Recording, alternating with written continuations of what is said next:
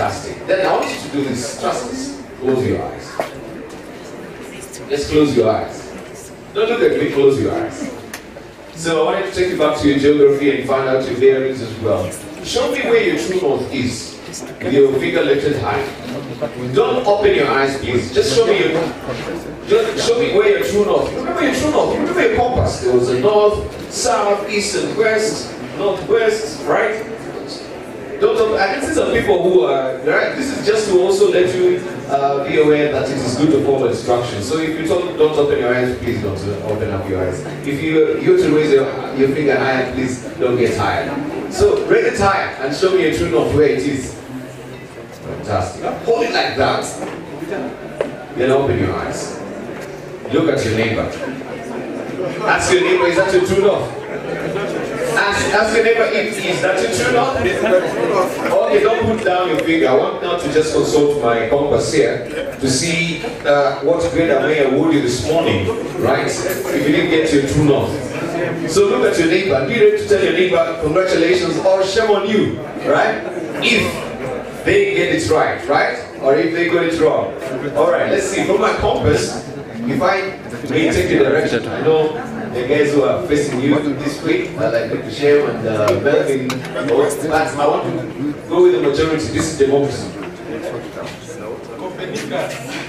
Yeah. And I want to come is that direction. Yeah. So if you never did get it, just send them to you. Alright, sit there. No, don't sit down yet. Right? Still with our finger, with an index finger. If you have your neighbor, I want you to do this. Just raise your index finger like this. Yes. Dr. Shem? Give me your index finger again. Yes. Now, you can house your neighbor's index finger like this. Fantastic. So one of you houses and one of you raises the index finger. Are we there? Yeah. Please, if you don't have a neighbor, make sure you grab a neighbor. Now, I can see the gentleman and the lady there. You're so far away from each other. Yeah, and even for them that are behind, you can actually come closer. Just scoot over to the seats that are ahead of you so that we can also create room for them that are coming and late this morning. So, this is to follow instructions. Tell your neighbor, following instructions. Louder, following instructions. Very important. Okay, on my count I want you to grab that finger, right? On my count, you grab the grab the finger. Alright, are we ready to go? No, I can't hear you. Are we ready to go? Yes. Are we ready to go? Yes. Okay. 1. No. Let him hold on. 2. Let's get a bit of crowd. 3, grab it! Now, tell me, that was a dummy run, yes? Now you want the gist of it, yeah? This is just to make sure that you're fully engaged, alert, you're keeping out your ears. Of course, also you're keeping your eyes peeled as well to what is happening. Let's do it one more time. Now that you had the dummy run, this is it. We have 2 more exercises. Then you sit down. All right, on my count. All right, to grab mine. Okay, on my count. 1, 2. How attentive are you? Hey, follow instructions. I'm not taking on 3. Okay, we go. 1, 2, 3. Got it. All right, one final one. Fantastic. We'll be doing this exercise to see how attentive you are. One final one. Okay, we go. All right, how's it? One final one. 1, 2, 3. Got it. Okay, clap for yourselves, guys. Fantastic. That was beautiful. This is just to make sure that you relax to what is happening this morning. And we want to, as I mentioned, officially welcome you to this second Kenya Diaspora Homecoming. This is the 5th actually, the Kenya Diaspora Homecoming Convention that we are holding here at Police Arena. So we know that this is a very important constituency. And over the past 3 years, remittances by the Kenyans in the diaspora has become the largest single source of foreign exchange, overtaking even foreign earnings from tea, horticulture, or tourism. But of course, according to Central Bank of Kenya, diaspora remittances hit 64 billion shillings in the first 3 months of 2018. Clap for yourselves. Over half of it from North America, 30% from Europe. And the remittances have increased from the previous 18.5 billion shillings high in October 2017 to over 20 billion shillings, of course, monthly since December. And this is going higher and higher, of course, growing exponentially. And of course, this is why also the Kenyan government has recognized how pivotal it is to enroll what the diaspora is doing. And how also when we come with a formal structure on how we can engage the diaspora when it comes to opportunities here at home and opportunities abroad, and how we can harness the power of diaspora. This morning we want to, of course, also make sure that we keep this conversation not only here in this particular hotel, but also on social media as well. And of course, if you have your phones, you also may use that particular device to make sure you generate the conversation also on social media as well, right? So we will use the hashtag. This is the 5th Diaspora Convention. 5th Kenya Diaspora Convention. Hashtag 5th Kenya Diaspora Convention. 5th KDHC. Hashtag 5th KDHC. So make sure you use that particular hashtag this morning to, of course, make your contributions, or also you can relay what has been contributed here from the lectern as well this morning. So without further ado, I want us to stand up on ceremony as also we sing the national anthem, and also followed by a prayer this morning. Alright, DJ, you can stand. Let's just stand on ceremony as also we sing the national anthem.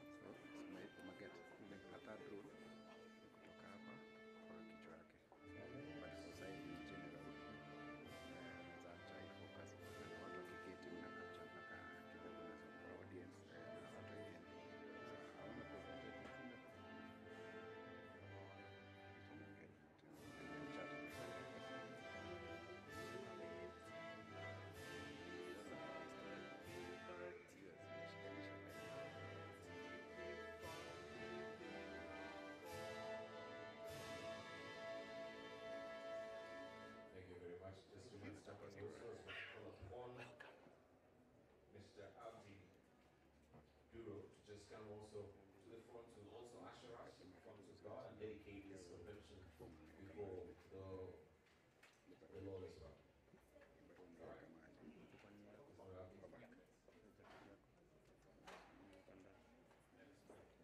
Father, we thank you. We come before you. Thank you for gathering us here together for this very important and auspicious occasion. We are looking forward to learning a lot. We're looking forward to interacting. Thank you so much for this day. Don't take it for granted. And as we start, we pray that you will be with us up to the end.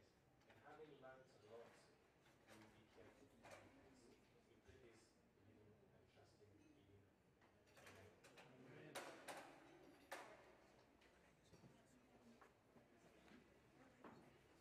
morning. I'll pray I'll not take that minutes, 20 minutes. Bismillahirrahmanirrahim. قل هو الله أحد الله الصمد لم يلد ولم يولد ولم يكن له كفوا أحد. May God give us peace. May God give us better life and long life. May God make Kenya bless the country, and we get everything we require and pray from God. I think Kenya has always been blessed, because even our national anthem we pray to God every morning. So God bless Kenya. God bless everyone. And we pray for peace. Amen. Thank you. Amen and amen. We can have our seats. So, ladies and gentlemen, thank you very much this morning. We want to move on with the program.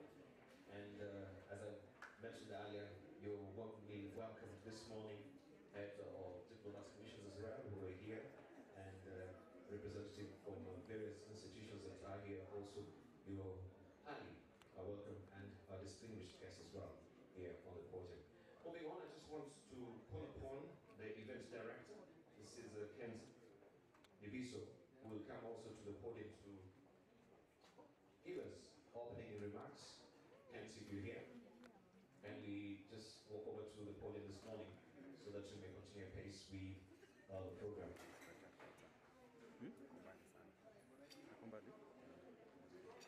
Thanks.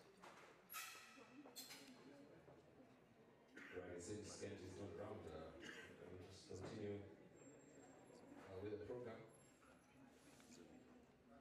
And as I eagerly wait for him, just to remind us how the spirit of ease and what your contribution has been to this country as far as Kenya Diaspora is concerned.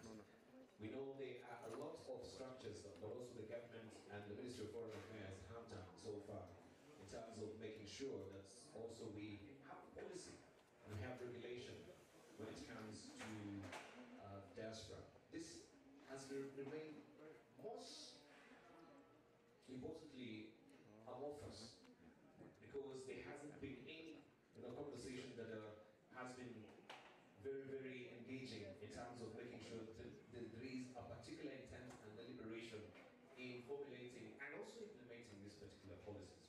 But before we even move further with that conversation, I would like to also, I can see he's here, Kent, to just move on with the program, to give us his opening remarks for this 5th annual Kenya Homecoming Diaspora Convention. Please put your hands together for Mr. Kent.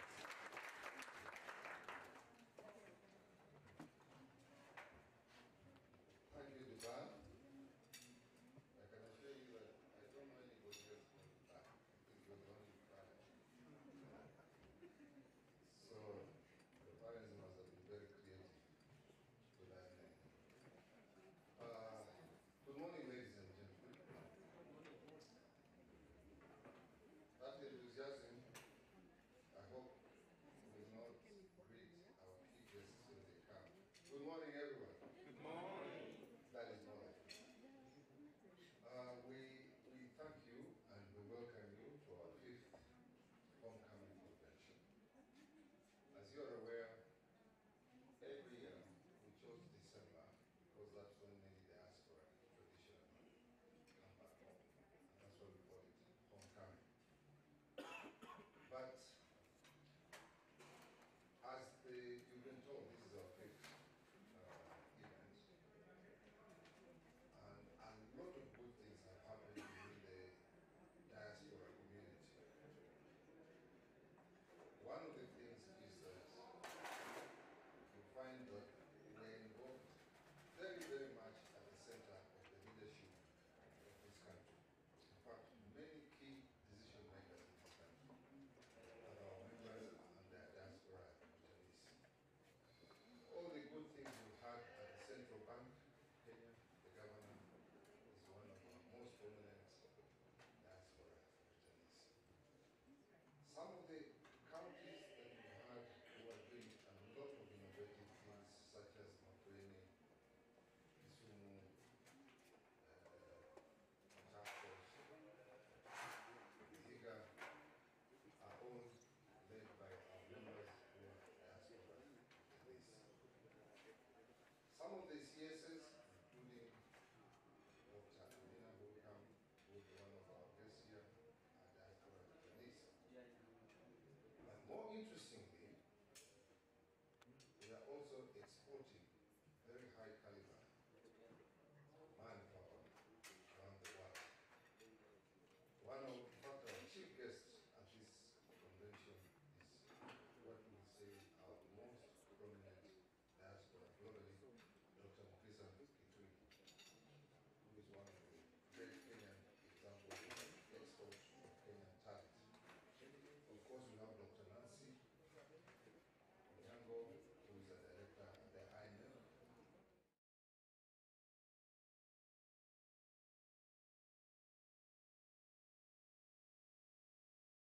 We've got members of parliament across the globe who are Kenyan diaspora. Therefore, the diaspora have become a force, a really, really great force. People only talk about the 250 billion that the diaspora are remitting back home. That is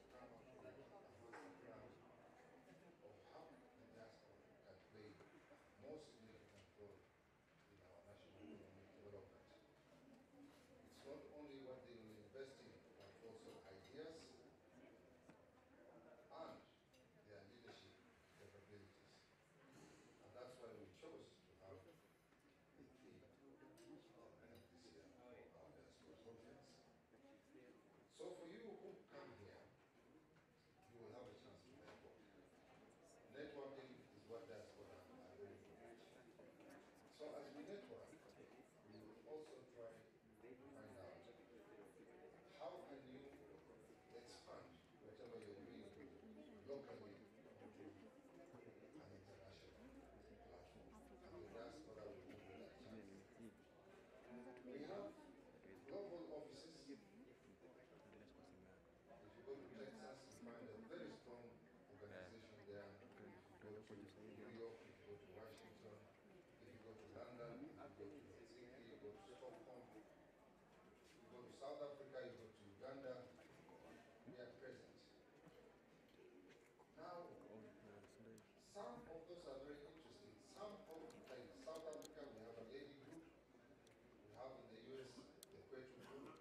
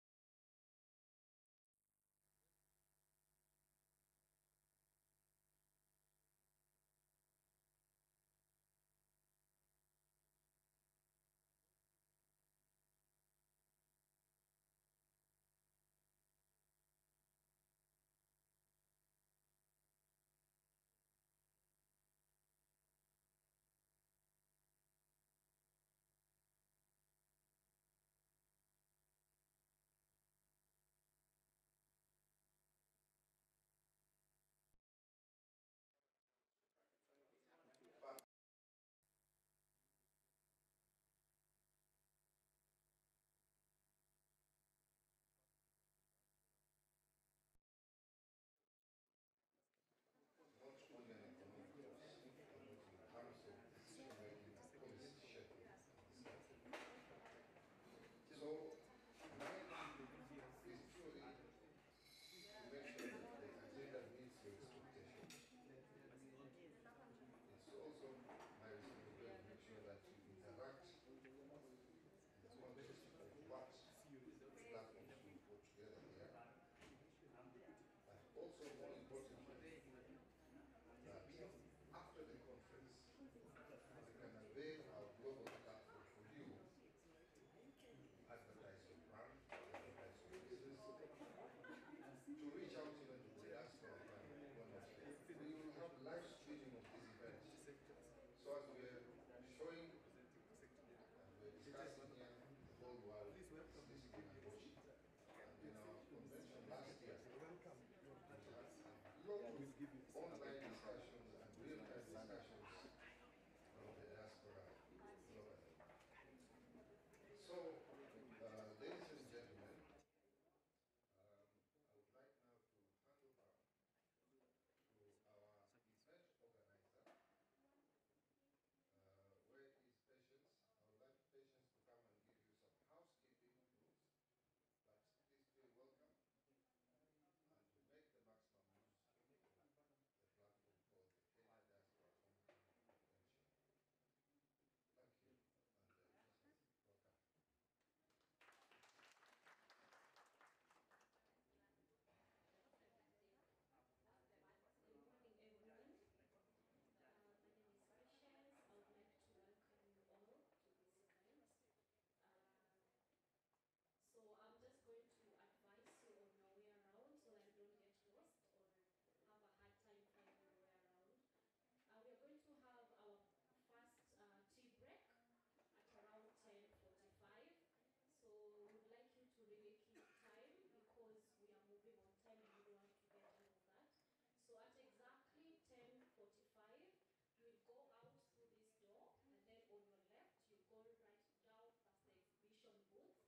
you'll find the caterers there, and they'll be able to serve you. Then for those who would like to use our washrooms, just outside this door on my right we have the gents, on my left we have the ladies. So feel free to just walk out when you need to ease yourself. For those who would like to use the Wi-Fi password, the username is on the Sereni and the password is Asian for ASIAN. Then after that, we are going to have a breakout session. During the breakout session, we are going to open this door on my left. So you're just going to walk in through there and you'll find 2 rooms for the breakout sessions. Our lunch will be exactly at 1:30 to 2:30 p.m. Just the same way you've gone out for the first tea break, you use the same way, just pass down will be served. I'll be standing outside just to give you the meal vouchers, so be sure to find me. Then we're going to have our evening tea at around 3:30 p.m., the same procedure. Our gala dinner will happen at the Intercontinental Hotel. Thank you to Brand Kenya for providing us that. That will happen from around 6:30 p.m. to around 7. So we are going to have the business networking, and thereafter we are going to have our gala dinner. So I welcome you all. Once more, feel free to network and also to learn about the Kenya Diaspora Welcome Convention. Thank you very much. Have a blessed day.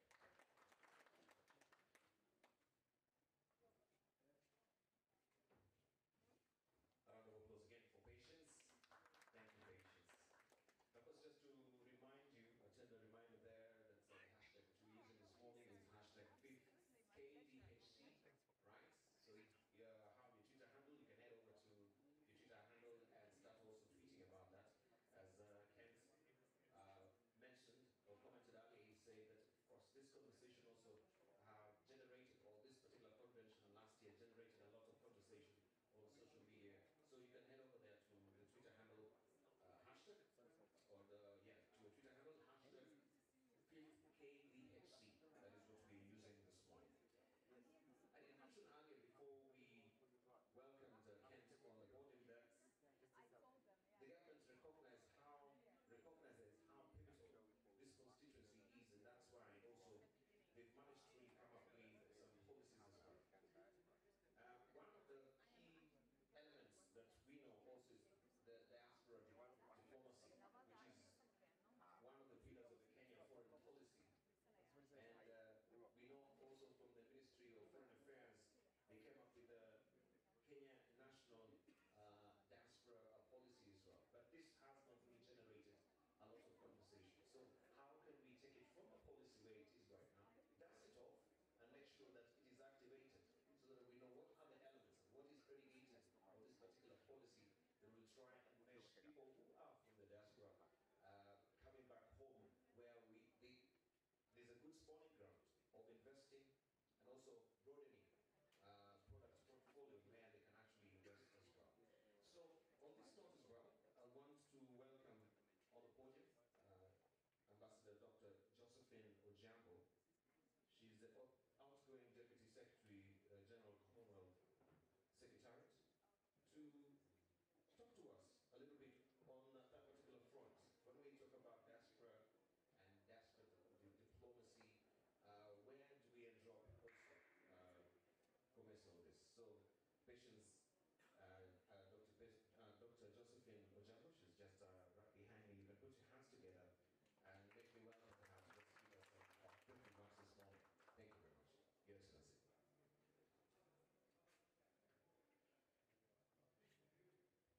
Excellency. Good morning. Again, a very strong good morning. Good morning. Thank you, that sounds better. I will at the outset acknowledge Ambassador Chilgate, who is here in his own right, a colleague in Foreign Service, and I'm sure representing the Secretary General of Police. And although absent, I will recognize the Secretary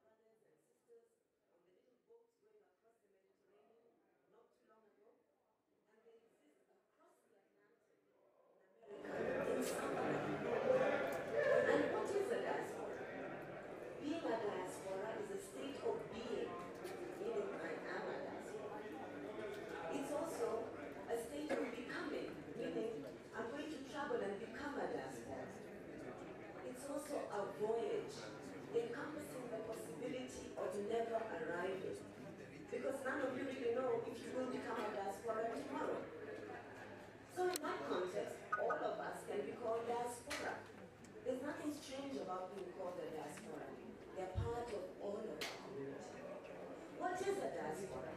It's a mode, it's a name, it's remembering, it's feeling different, it's imagining how you could be in the future. It's based on your experience. It's based on the struggles of the past. Some of you have had hard struggles being a diaspora, and it's based on the present. What is a diaspora? It's a group conscience. It's embodied by faith. There's some faith groups that actually are diaspora. It's a culture. It's politics. It's a thought. Or maybe you are a diaspora for a reason such as education, such as going to work elsewhere, or because you wanted to be reunited with your family. What relationship as a diaspora do you have to your home? Or to your host country, or among yourselves as diaspora? Are you living together in peace? Do you share one purpose? Do you work together? I want to say something. We can all share a common history because we came from Africa as Kenyans, whether in the Caribbean or India, but we also have our common future. And what is this future? I recently saw a film called Wakanda, where our own Lupita Nyong'o features. And I learned from that film that the future, our common future, is actually on loan to us from our children. The young people hold the key to the future. And so I'm so happy that today we're going to talk about knowledge management and youth engagement, because that is the future of the diaspora. So let's speak about this new African diaspora. A few highlights. This is Africa's biggest donor. It brings more than $150 billion to Africa a year. This is larger than all foreign direct investment or overseas development aid together. And you'll hear, in Kenya, this is over $2.5 billion. They bring social capital, they bring skills and knowledge, they bring networks, they bring civic awareness, they bring cultural awareness, and they bring cosmopolitan. They bring access to global markets, they bring investments, they bring technology, they bring innovation. We're going to see and hear all of that over the next few days. They stimulate democracy, they strengthen civil society, they encourage the growth of movement, and they're humanitarian brokers, and they're here amongst you. Let's speak about our Kenyan diaspora quickly and their potentials. I'll just highlight the fact that to mainstream the diaspora is something that we want to achieve in Kenya's Vision 2030. Diaspora policy is now the fifth imperative of Kenya's foreign policy. And diaspora diplomacy is very well known and understood by the Ministry of Foreign Affairs and other government departments.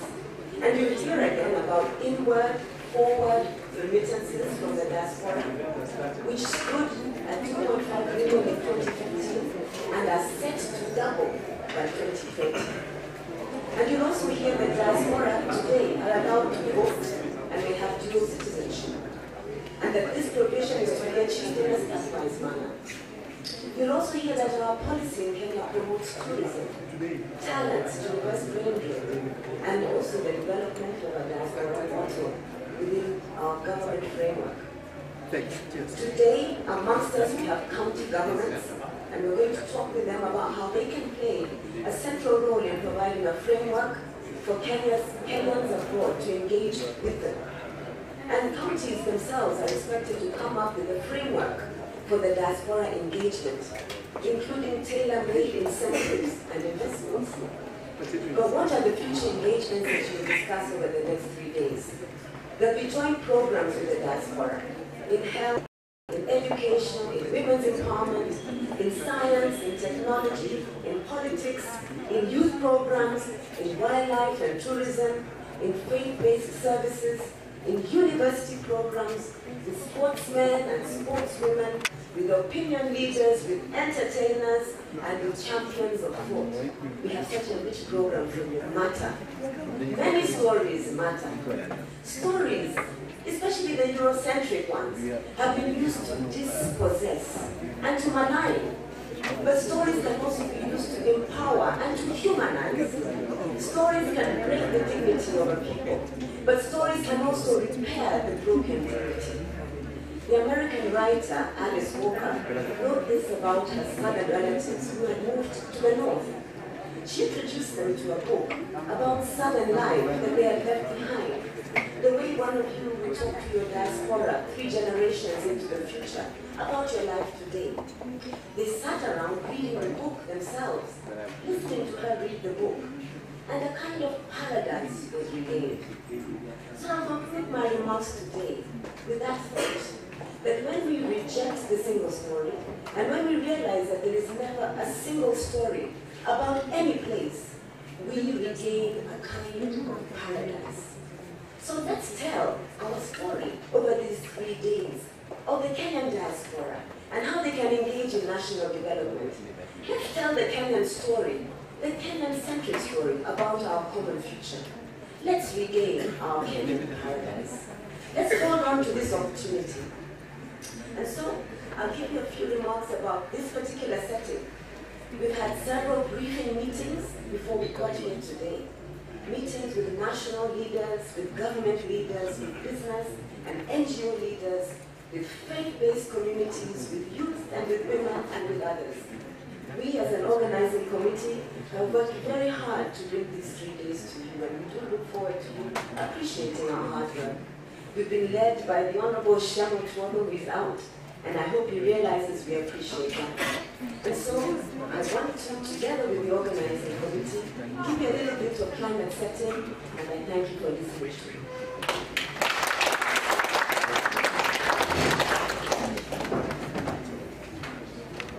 A round of applause again for Dr. Josephine Ojambo.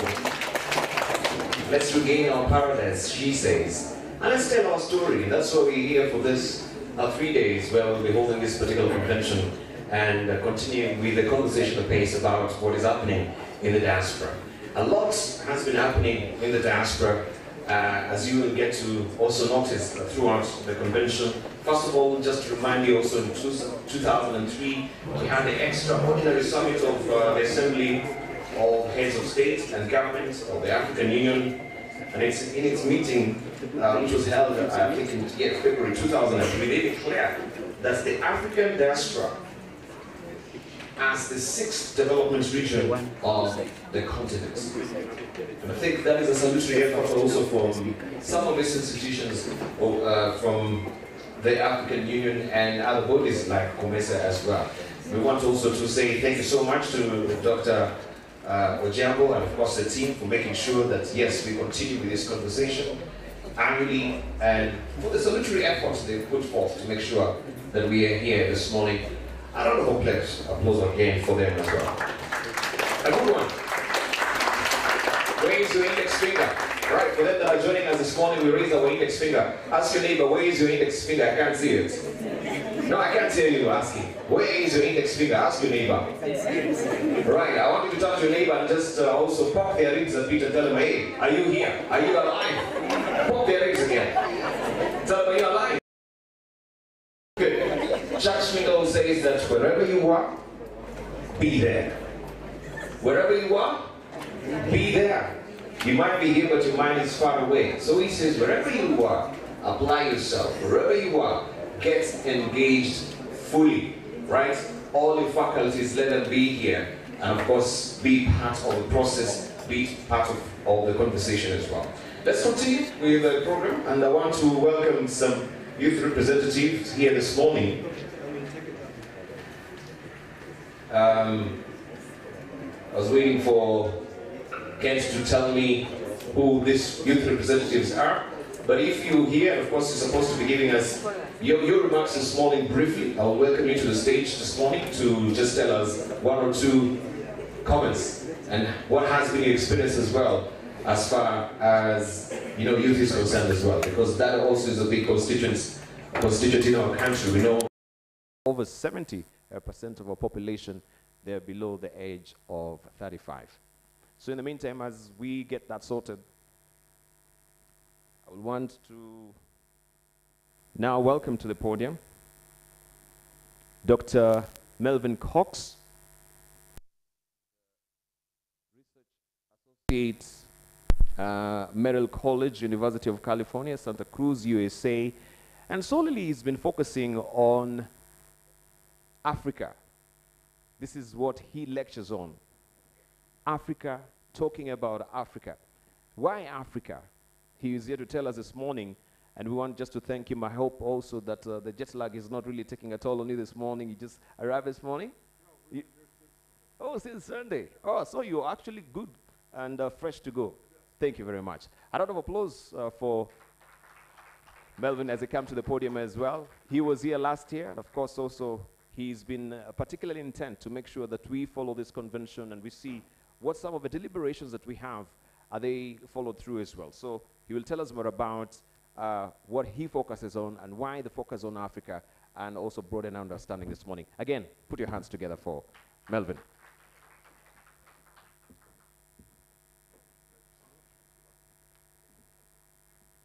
Good morning, everyone. It is good to be home. Just a little bit of housekeeping. It is not Dr. Cox, it is Melvin Cox, Mr. Cox. I'm a lecturer at the University of California's Merrill College in Santa Cruz. I humbly bring you greetings from a variety of sources this morning. First of all, from my colleagues, the faculty and staff of Merrill College, which is one of 10 residential colleges at the University of California's Santa Cruz campus. Santa Cruz has a long history of association with particularly East Africa, and we've tried to remind those in charge at this point of that long and storied history, which goes back to the founding of Merrill College more than 50 years ago. I bring you greetings from Merrill College, from the University of California at Santa Cruz, from my program, the Focus on Africa, in a moment. And I also bring you greetings from the newly recreated African Connections Research and Education Fund, which is headquartered, and this is significant, it's proudly headquartered at a place called Harambe Farm in North Carolina. I also bring you, most importantly, greetings from our sisters and our brothers in the United States, the African American community. For several years now, we have gone across America asking a very basic question of many of the men and women that we encounter, and that simply is to name 5 African heads of state.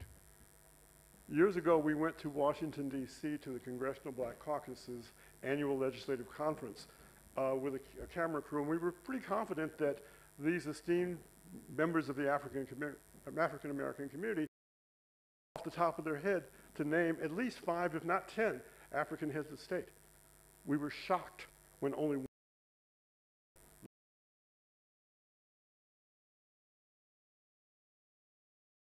African heads of state. So we've sort of taken that as a litmus test, and quite frankly, all of my students know, if you want to pass my class, you've got to at least name 5 African presidents. I'm accompanied by my wife, Pamela, and by 4 students from the Focus on Africa program at Merrill College. They will be with us this afternoon, tomorrow, and on Friday. Since 2005, I've had the pleasure of teaching the Focus on Africa class at Merrill College, which is a multi-ethnic, multi-racial experiment in what we call experiential education. That's education through experience, not out of a book.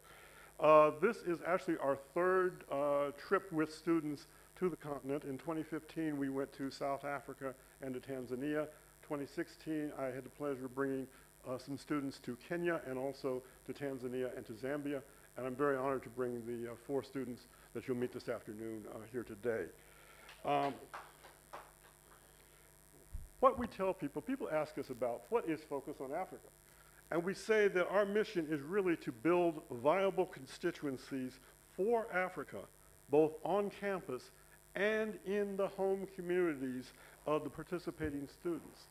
It's very important, we believe, not just to take the knowledge on campus and to share it on campus, but also for those young people to take the knowledge that they glean through the program back home to their mothers, their fathers, their grandparents, their sisters, their brothers, cousins, uncles, aunts, etc.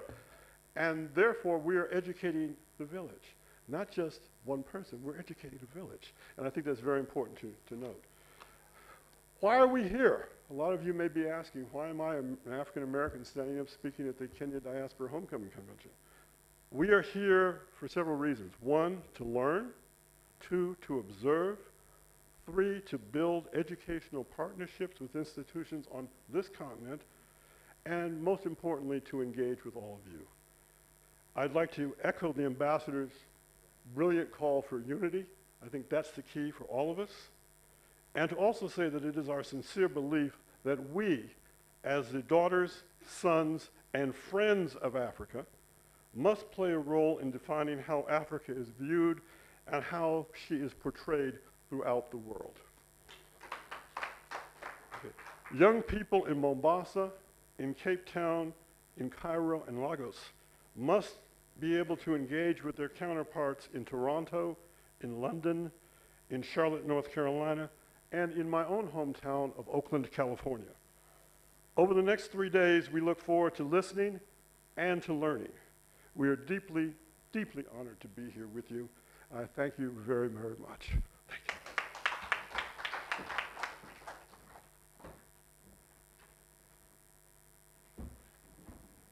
Once more, a round of applause for Mr. Melvin Cox. Building reliable constituency for Africa on campus and back home. That is what they are really particularly intent on. And he says also, educating the village. I think that should be also your tagline, yeah, for the focus on Africa there at Maryland College. But we thank you so much for coming. Right, we want to move on with the program. And right now, we invite is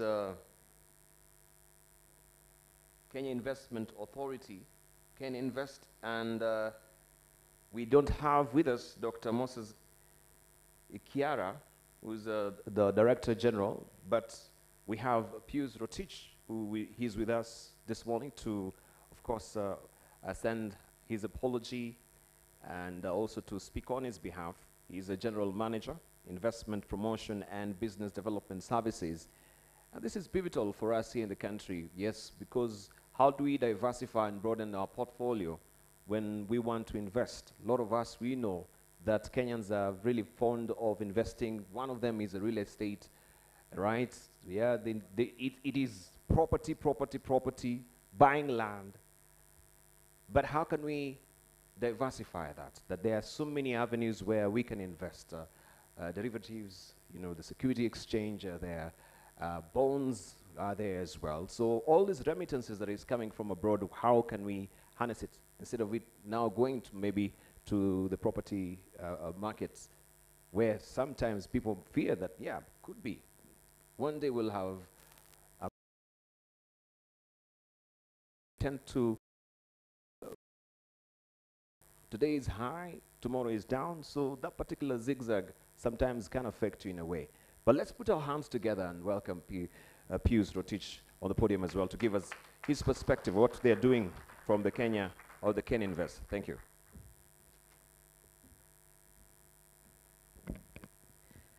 Thank you very much.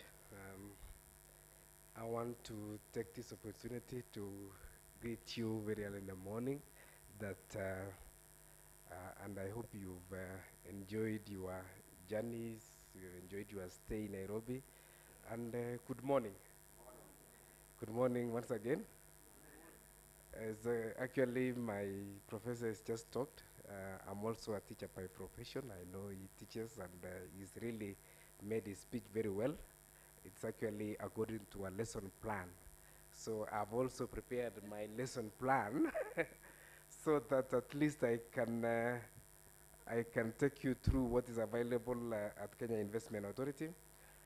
I would take maybe few minutes, and I would have loved to do a presentation, but it is being set up.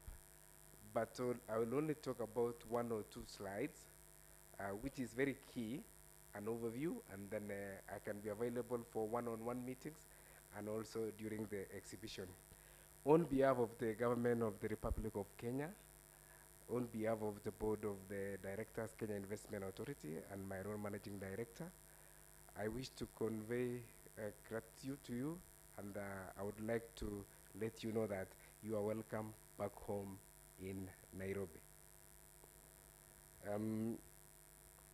My name is, as you have been told, I'm Pius Rotich. I'm the GM in charge of investment promotion and business development.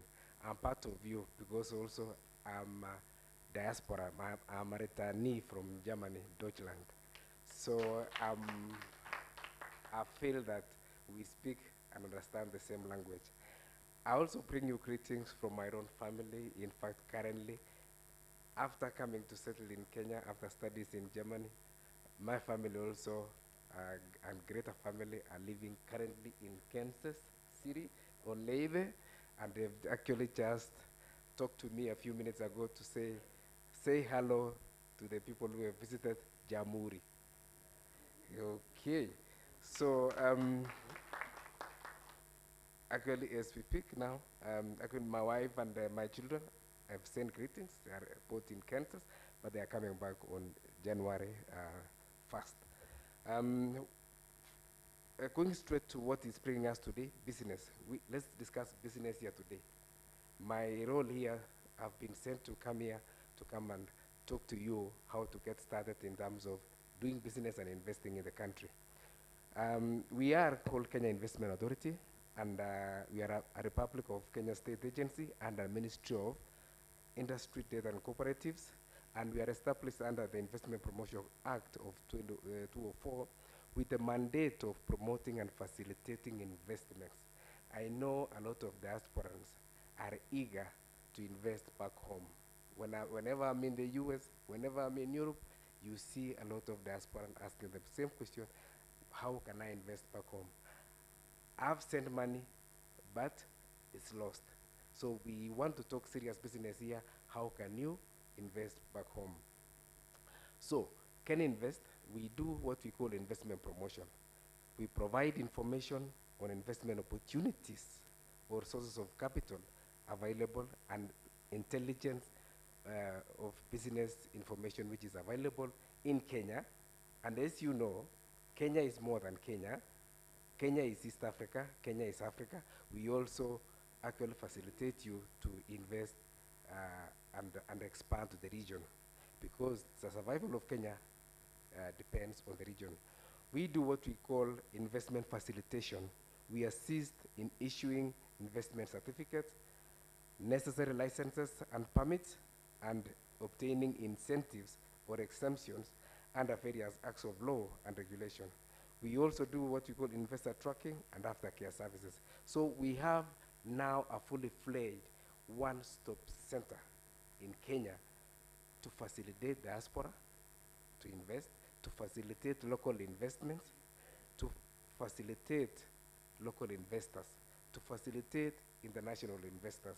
So if you come to Kenya Government One-Stop Center at Kenya Investment Authority, we shall give you information, we shall assist you to get all the required licenses which you require to do business, and we shall also connect you with private sector associations which are very strong in Kenya. We also work very well and strongly with the county governments, because county government is where all the investments go. Although Nairobi attracts a lot of investment, followed by Mombasa, we have Kisumu and so on and so forth, but all the 47 counties, we are established there through our regional offices so that we can help investors to settle down. And in such a case, we give prominence to diaspora. As my colleague, Professor Dr. Ochambo has talked about, we have a lot of inflows from diaspora. So we want to take keen interest on this. So I would like to welcome you back to Jamhuri. While you are away, we started the year 2018 on a good note. We had the grand handshake at Arambe House and handshake at Safari Park. So it means it has brought a lot of peace to Jamhuri and created a conducive environment of doing business and investing. So as you like to, so as we go along, yeah, welcome the dignitaries who have just arrived.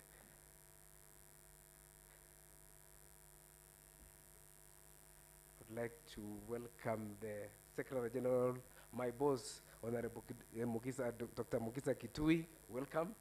A round of applause for him.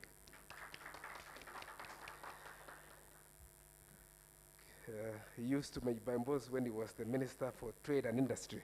Yes, yeah. So I want to say that while you were away, we started the year on a grand handshake at the Rambe House and a handshake at Safari Park, which has brought peace and to Jamhuri and created a conducive environment of doing business and investing. We have also done well in Ease of Doing Business 2018.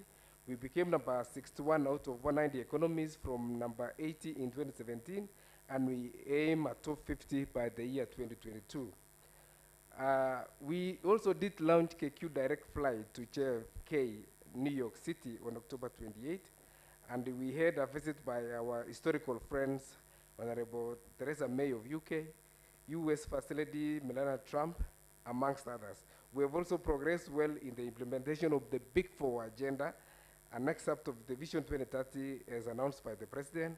We have also hosted the Blue Economy Conference on November 28, and we operationalized a Government of Kenya one-stop center at Kenya Invest, at Kenya Investment Authority, UAP, or Mutual Towers.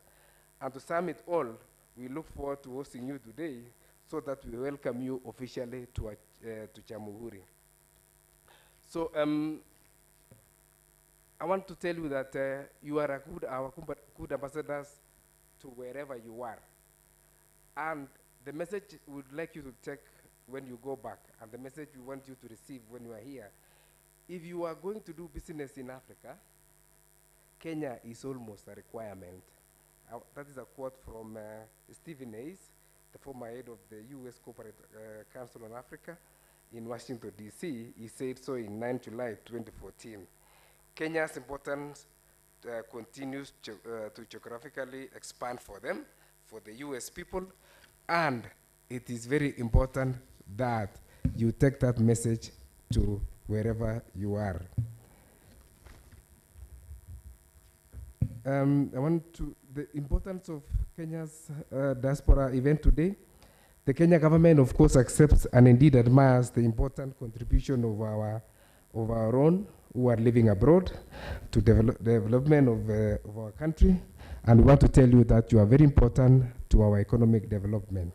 So what does Kenya offer in terms of investment to diaspora? Over the next 4 years, the government of Kenya aims to focus on the Big Four agenda to further strengthen the economy, progress industrialization, and create jobs, thereby contributing towards the realization of the country's Vision 2030. The Big Four agenda, which the President has mentioned, as you are aware, is on manufacturing. We want to share the manufacturing sector. We want to raise the manufacturing sector to GDP to 15% from the current 8.3 by the year 2022 when he leaves office, by adding about USD 2 to 3 billion dollars to Kenya's GDP. We have healthcare coverage for all, universal healthcare. We want to provide universal health coverage to guarantee quality and affordable healthcare to all Kenyans by reconfiguring the National Insurance Fund and reforming the governance of private insurers. And we also want to attract private investments for these private insurance. Food security is the other agenda. We want to enhance food security and proper nutrition to all Kenyans by 2022 when he leaves office by ensuring self-sufficiency in production of maize, rice, and potatoes, amongst others. Affordable housing, which I know most of the diasporans are very key. We want to deliver about 1 million housing by the year 2022, and we know that we have a deficit of 250,000 houses every year. So we want to focus on that. So all this, the Big Four agenda is actually an excerpt of the Kenya Vision 2030, which has got several opportunities. Based on this vision blueprint, we want to focus on agriculture, manufacturing, wholesale and retail, tourism, and financial services. So all these will go in support to Kenya's economic development. I want to say that at Kenya Investment Authority, you can get most of this information if you visit our portal or website, invest.go.ke, and I'm also very glad that my boss, Dr. Mugiza Kidui, assisted us to develop an e-opportunities portal through the UNCTAD. With the support of UNCTAD, e-opportunities platform has been developed and is actually very, very vibrant and is operational. It serves as a marketplace for investment opportunities in Kenya and enables project owners to upload their projects in the platform. I want to tell you that if you visit that portal, you will actually get the current investment opportunities updated minute by minute. So once you are in that portal, you will get the latest information. We also have e-regulation, of course, which have been, it's good to have, it's good to have Kenyans who are working in such international institutions. We've been also helped by UNCTAD to come up with the e-regulations portal. It's an online step-by-step guide to investment procedures. It outlines the administrative procedures, e.g. starting a business, getting work permits, paying taxes, land and property, and so on and so forth. Kenya is more than Kenya. When you talk about Jamhuri, you know Jamhuri is more than Jamhuri. Kenya is the largest and most advanced economy in the region. This makes it the hub of the Eastern Africa and Central Africa and entry point to Africa. As the myth says, if you conquer Nairobi, Kenya's capital city, you have conquered East Africa. So when you are here, you can actually reach out to 160 million people within East Africa, COMESA of 500 million people, EAC SADC, and CFTA, which has created a lot of opportunities. We have a lot of incentives to attract diaspora inflows. The creation of Can Invest alone is very important because we facilitate you to do business in Kenya. We give you information. Instead of you losing money by sending your money to maybe friends, families, we can guide you on which places to invest in. Investment project profiling, if you have a project which you want us to market, we can actually profile for you and we shall officialize it and upload in our website. We have a GOK, Government of Kenya One-Stop Center at Kenya Investment Authority. If you come there, you will get immigration, you will get registrar of companies, you will get every government office there. And make use of it because our services are sponsored by the government of Kenya and we don't charge you.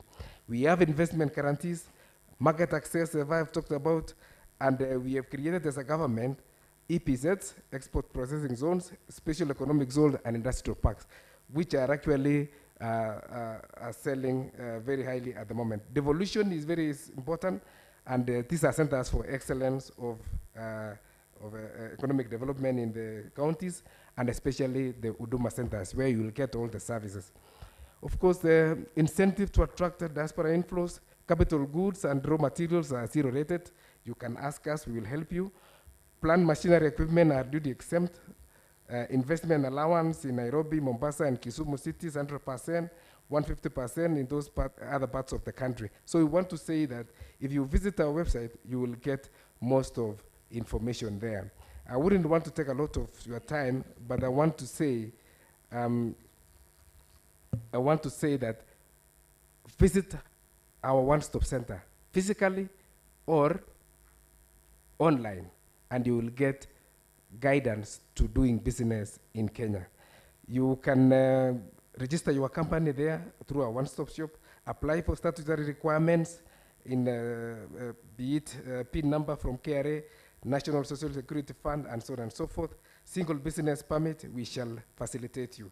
Submit your application and copies of memorandums to Can Invest, and we shall issue with investment certificate that will now officialize our engagement. And from there, we undertake to take aftercare services to pick out your concerns so that we can help you. Finally, I would like to say that a lot of multinationals have set place in Kenya, and it gives an excellent ecosystem, business ecosystem, which when you come over, you don't need to look for services from other people. Services are available in Kenya, whether international with international companies or whether with the local companies, they are all here in Nairobi. We have got regional offices in Mombasa, Kisumu, and Eldoret. I would have played the video, but unfortunately it is being set up, but I will leave you with this kind of presentation The video is talking about why the future is Kenya, and it gives you most of the talk from the CEO world, CEOs of the companies here in Kenya, multinationals, who actually are saying Kenya is very important. With those few remarks, I would like to welcome you back to Jamhuri and wish you a good day, 3-day deliberation, and ensure that before you go back to your destination, make sure that you visit us, get what we do. We shall assist you to start your business in Kenya. Go back to where you are, being our ambassador, go back to where you live, having an investment opportunity. With those few remarks, I would like to say thank you very much. I'm impatient. No, let's say most of the time. On the day of the event, managing queues may not be easy. One agitated participant whose details were not properly captured may dampen the whole mood of the event and more often than not lead to more agitation amongst other participants. Digital event solutions helps you on where we can actually also invest in this country. And I want to thank you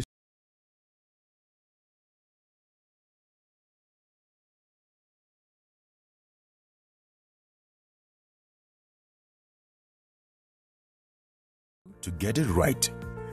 By providing all the tools to manage your registration on site, you can now register visitors to events using fast methods such as SMS, manage handle resources, and of course what they are planning also in the near future on how we can collaborate.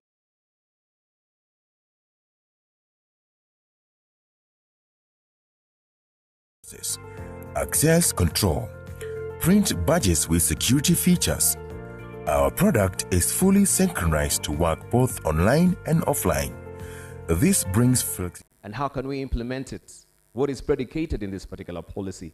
And of course also you've heard quite extensively from Pius Rotich this morning, who has given us also a snippet of what they're doing as far as that Ken Invest is concerned. Ladies and gentlemen, I would love this particular juncture to welcome our guest of honor who is here this morning, and of course accompanied by our distinguished guest, and I would love to welcome them also to the podium. Please put your hands together and make me welcome Ambassador Erastus Mwencha also to the podium right now. He is the Executive Chair of the Africa Capacity Building Foundation, and also is the former Deputy Chair of the African Union, right? He's making his way to the podium. A round of applause for him. And he's going to give us a snippet of what, from that perspective, has been happening. We know that the declaration of the Global Africa Diaspora Summit of May 2012 underscored the need to build sustainable partnerships between the African continent and the African diaspora through sustainable dialogue and effective collaboration with the government and people of different regions of the world in which the diaspora populations are located. We can get also a snippet of that as well. And allow me also to welcome to the podium, this is Ambassador Bashir Hussein, who's the Director General of Universal Postal Union, right? They always say, be like a stamp. You stick to the envelope until you get there, all right? Please, a round of applause again for Ambassador Hussein as he makes his way to the podium. And also, our guest of honor this morning, we want to appreciate him. He's our diaspora who is representing us and flying the Kenyan flag, of course, worldwide. This is Dr. Mukisa Kitui, I should say, who is the Secretary General of UNCTAD. A round of applause for him again as he comes to the podium. Also, we do have with us the CEO of Kenya Film Classification Board. This is Dr. Ezekiel Mutua, who is here with us this morning. Please also make your way to the podium as well. And of course, also they've been very supportive over the years for this particular convention. One of our key sponsors, alongside other sponsors as well. Our brand Kenya also is sponsoring us, and other sponsors as well that I'll be mentioning along also the way. Please, a round of applause again for Dr. Mutua. Now, I want to give this particular moment to Dr. Shemo Chuodo, who will step in for Professor Chacha and try and moderate this session, because we're here to have a conversation. Turn to your neighbor and tell them we're here to have a conversation. We are dialoguing. We are talking. And ask him or her, where is your finger? Again, where is your finger? Where is your finger? All right, turn to them and poke their ribs again and tell them this is the moment now. Poke their ribs, come on. Tell them get the life. Poke, poke, poke, get poke. Fantastic. Put your hands together and make me welcome Dr. Shem Mochodho, who is the chair of Kenya Diaspora Alliance, to take us through this session. Can we give Debal a round of applause again for a job well done? And I told him to deliberately not see our guests who came in incognito, because we have keynote guests in the room who came incognito. I want to invite Madam P.S. in charge of maritime. Some of us call her the mother of blue economy, Madam Nancy Karigito. Give her a round of applause.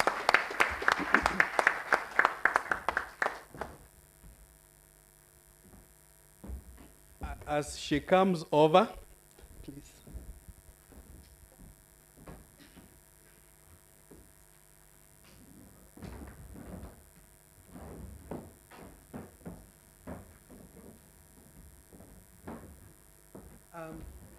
I'll also want to invite the Deputy Secretary General of COMESA, Ambassador Dr. Cheluget Kipyegon. Give him a round of applause. Representing the Secretary General of COMESA, Honorable. He will tell you all about, you need to know about COMESA. Karibu, Doctor.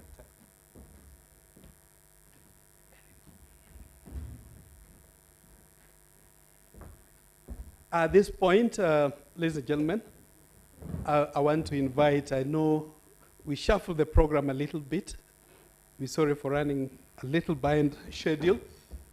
I want to invite Erasta's Ambassador Mwencha, Excellency. As he comes, he wears many hats. We know him as chair of ACBF, Africa Capacity Building Foundation, but also as chair of Trademark East Africa. But others know him better as AU immediate past vice chairman. Can we put our hands together and give him a round of applause to share his thoughts? Sorry. Karibu Elder, welcome.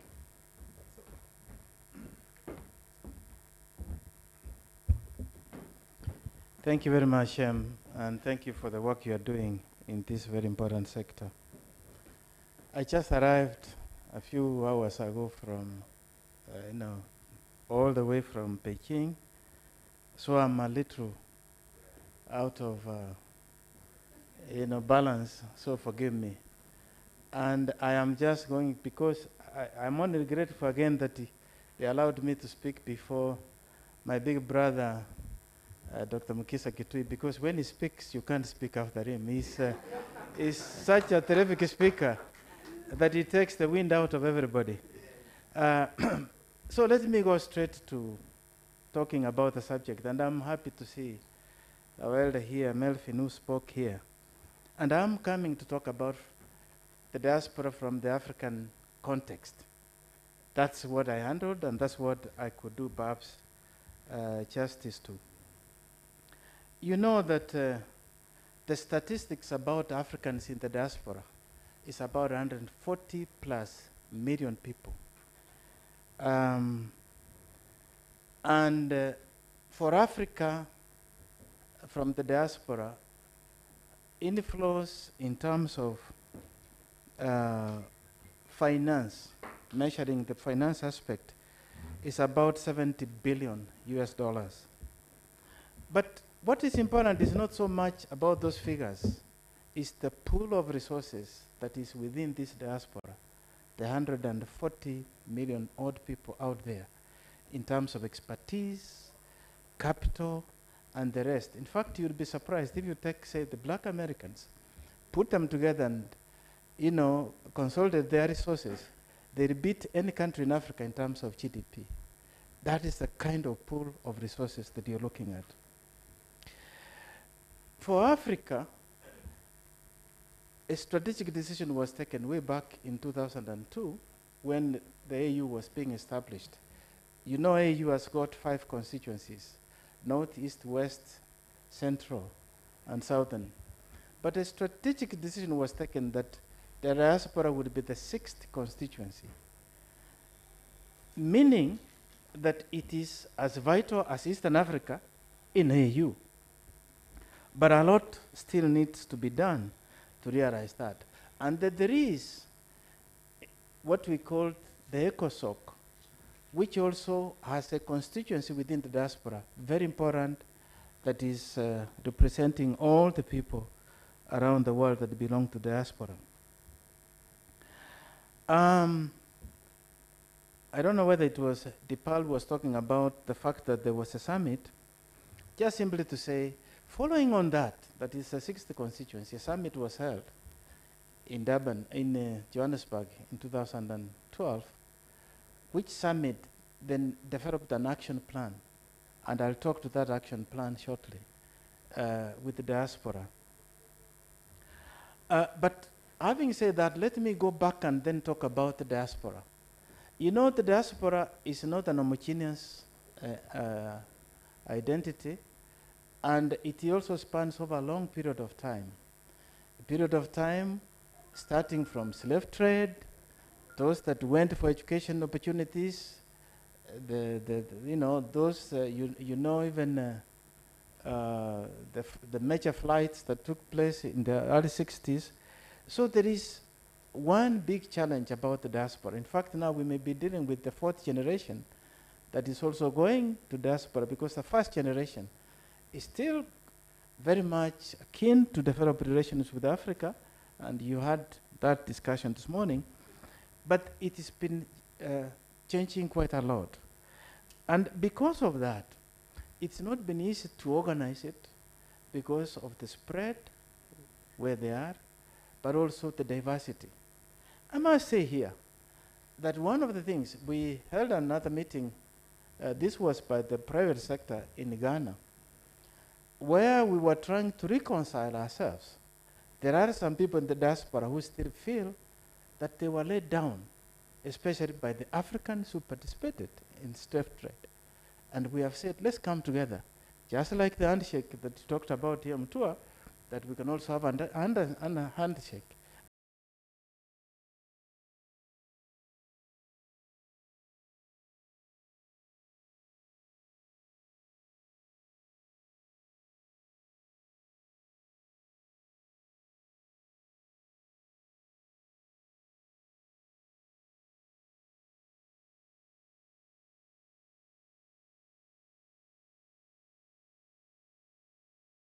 Haiti, Dominican Republic, Colombia, France, Jamaica, United Kingdom, Mexico, and the rest.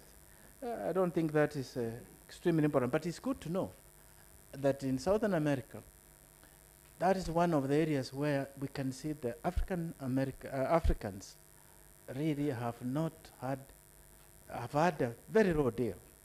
They're still operating below the ladder, as it were. And so what are the challenges that they face out there? One, and of course they're not homogeneous, therefore these challenges will not be homogeneous. One of them, of course, is discrimination, racial or whatever, lack of, exclusion in participating effectively in the economy, but also in terms of politically, it's not easy for them. So in general, marginalization. And limited access, especially to citizenship. And it's on that that I want to turn to now and talk about what is the response of Africa to all this. You know, if you look at the other nationalities who are abroad, who are in this diaspora, the Europeans, the Chinese, and the Japanese, and all those, they have a very effective mechanism of coordination, but also supporting them. And they have structures within those countries to make sure that they really take care of their own. And Africa did not want to be left behind because of that affinity. But there is also affinity from the other end for many people who desire to know their roots, who are also ready to work with their compatriots over the other side to help them lift them up. In fact, many of them are really disappointed and some feel bad to see the only bad news that comes from Africa all the time. So what are the areas that Africa has designed for cooperation? Obviously, it is in the economic area, in the social, but also, in advocacy, in trying to promote the African culture, to promote the Africanness. For a long time, many of us were bombarded by being just given this sense of an inferior race until we started coming up with, this fight back. Black is beautiful. And also, and let's not be confined to be known to be good maybe in sports, but we contribute globally in many other ways, intellectually and the rest. So that we're pushing back, and therefore we need to really cover our space in the international arena. And so because of lack of time, I was given 10 minutes, and I'm sure it's already about 7 minutes. Let me talk about the key areas the action plan looked at. One of them, of course, particularly for the fourth generation and the rest, those that have got, keen, call it, still got families back here, is how to support them. In one area, to reduce the cost of remittances. And for that, the African Union went ahead even to establish a remittances institute. By the way, some of you should know that it is based here in Nairobi. What does it do? Among other things, is first of all to have a database, to continue to see how we can reduce, but also to develop vehicles for participation of the diaspora in the economy. The second one was to see how we can embrace the African diaspora in citizenship. In fact, the African passport, I travel quite a lot on African passport. And because of that, I still find it very useful. Even when I've left the African Union, if I've got to go to Mozambique, if I've got to go to Ghana, if I've got to, I don't need a visa. It is the intention that we have this passport also given to the Africans in the diaspora. But the Africans decided to go slowly, step by step. And in fact, as we speak now, at the moment, it's only heads of state, ministers of foreign affairs, and the rest who have it, and those who work for the African Union strategically. And to enable the heads of state feel that it is not going to create any problems in terms of security or political challenges, so that eventually the citizen can have that passport. We would also like to see the diaspora have access. But I think the more important area for cooperation, and which was also the subject of the summit, is what Melvin talked about. Having cooperation, especially in intellectual aspect, to harness the resources in education, in health, in manufacturing, in whatever, and also to enable the diaspora to participate. If I were to talk about Kenya, Nairobi, we all talk about the fact that we're suffering from congestion, but who designed the transport system in London? It's a Kenyan. Why don't you bring him here and sit with the governor? And also, there are also avenues, and I'm happy that some of the governors are coming here. We don't have to all think that you can participate through the central government, but you can also go to your counties and contribute. I remember even when I was still, by the way, I was part of the diaspora, you might say, what is my stake in this? I was out of Kenya for that 5 years, continuous. So I know what challenges it was, but I never lost my affinity with my village. And I know when the whole scheme of devolution was coming, we all went and embraced it and started to contribute. But you see the problem with our people, the moment they saw the Mwencha name, they say, oh, now he's probably coming to be governor and all this. I said, no, we're just coming here to support. And so this is what the mindset we need, to change mindset this side and that side so that we can all work together. There are many other things that one can talk about. You've been given about opportunities. But this is just to tell you that the diaspora constituency is vibrant in the continent. It is a process. It is going to take shape. But this is what we are doing. Why don't we then make this into an annual event that we can all know that maybe come 15 December we are going to meet, and that we can now start to develop all these instruments, the vehicle, and also to bring in dialogue so we can bring all these governors, all central government, so that we can harness the capacity that is out there. But of course, I'm addressing those who are here. This is a seed. You should go out and harness this so that Kenya, which is one of the countries that now has got huge resources coming off the diaspora, we don't use this just consume in terms of not housing only. Dipal was talking about supporting people with health, education. That is important, but also lifting this country economically. And we can by developing special bonds. In fact, we can have a diaspora bond which can be investing in all of Africa, especially in good projects. May God bless you.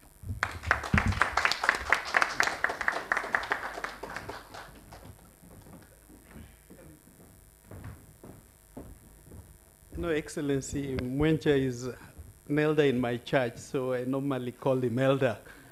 I am, Sally, if Sally is in the room, just come and say hello, because you are standing in for on behalf of the private sector. I want to recognize the presence of Ambassador Mutiso Mutinda. Ambassador, just wave. Give him a round of applause. Many Excellency ambassadors, by the way, chief guests who will be participating are courtesy of Mheshimiwa Balozi, so we don't take it for granted. Sally, come over.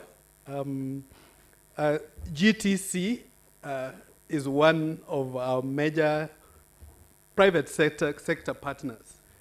But Karibu, should we create space for you? Just a little bit. Okay. Sorry about this. Hello, everyone. My name is Sally. I'm from GTC. Now, GTC is the building that everyone knows of, but doesn't know the name. It's the one next to Kempinski. It's about 7.5 acreage of land. And we have a small video that we are going to play for you to understand the concept of GTC and why investing in Kenya is very important. So just 1 minute, we're ready to start.